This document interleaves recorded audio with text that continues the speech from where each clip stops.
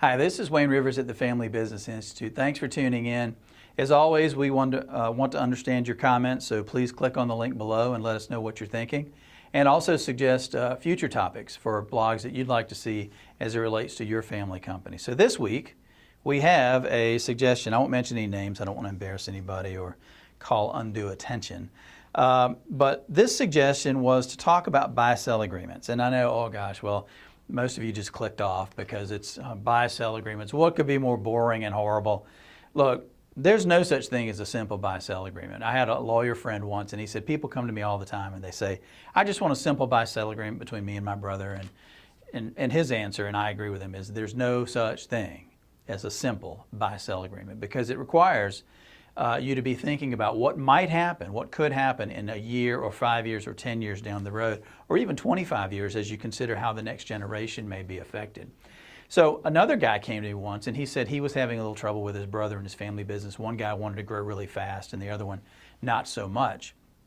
And he said, how do I go about bringing up this discussion with my brother, because he usually just pushes me aside and says he doesn't have time to talk about it right now.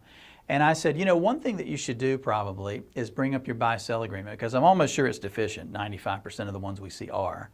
And being in a discussion about a buy-sell agreement is actually a clever way to talk about the future, because you do have to anticipate what might happen and permutations and things like that of, you know, what if I die, what if you die, what if one of us becomes disabled, how do I want my stock to go, do I want to keep it inside my nuclear family, or could you buy me out, all those things. So it does require an element of future thinking and gets people going in the right direction. So let that be a tip. If you're having trouble engaging family members about the future and doing strategic planning, bring up the buy-sell agreement, because you'll do an element of strategic planning in the buy-sell. So what he wanted was a discussion, a general discussion of buy-sell agreements, but that's awfully broad for a few minutes of a blog. So let me talk about one thing that we see all the time. Number one, buy-sell agreement, the buy-sell agreements that we review, and almost every family business has a buy-sell agreement of one form or another.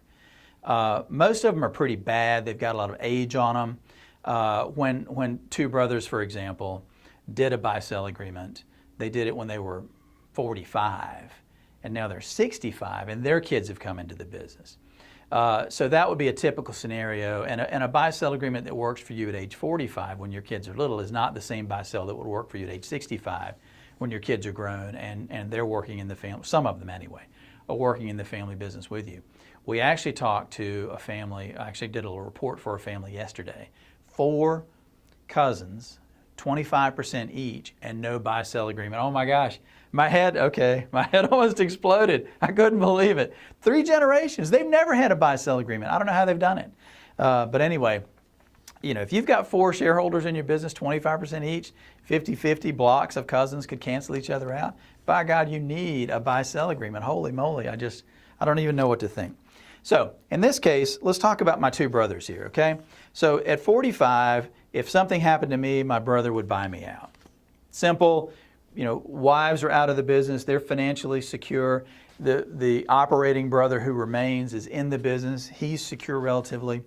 So that makes a lot of sense. Well, now we're 65, and I have one, this is a true fact, I have 1 child in the business, and he has 1 child in the business. We have other kids, but they're doing other things, and we'll take care of them otherwise as far as inheritance goes.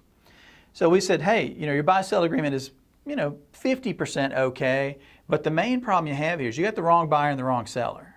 Well, actually, the sellers were correct.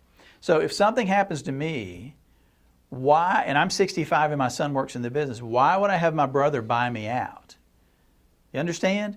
Because if that happens, I just slammed the door on my very own son who's working here in a very competent fashion, I might add. So what we said was, let's blow up the old buy-sell agreement and rewrite it. So we don't want to change, we don't want to not have a buy-sell agreement.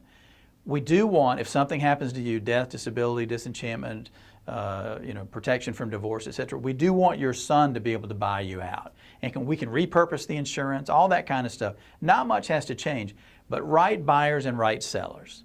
So what I'm saying is, look at your buy-sell agreement objectively. First off, if you don't have one, call me and I'll berate you for 30 seconds and then maybe give you some tips on what a good buy-sell agreement should have. But the second thing is, if you have a buy-sell agreement, pull it out it's probably been a long time, and look at it objectively and see, do you have the right buyers and the right sellers? Does your agreement only address death, drop dead, or does it also address things like, what if I become disabled? What if I just want to take, a year sabbatical from the business? What if we borrow money? Does it contemplate things like that, so that the buy-sell agreement allows for equity among owners in a family business? So there's no such thing as a simple buy-sell agreement. They're always complicated. They're always fraught with problems. Pull yours out, take a hard look at it, get with your advisors, and make sure you have a 21st century buy-sell agreement that reflects the needs of the business today versus the needs of your business 20 years ago. This is Wayne Rivers at the Family Business Institute. Thank you.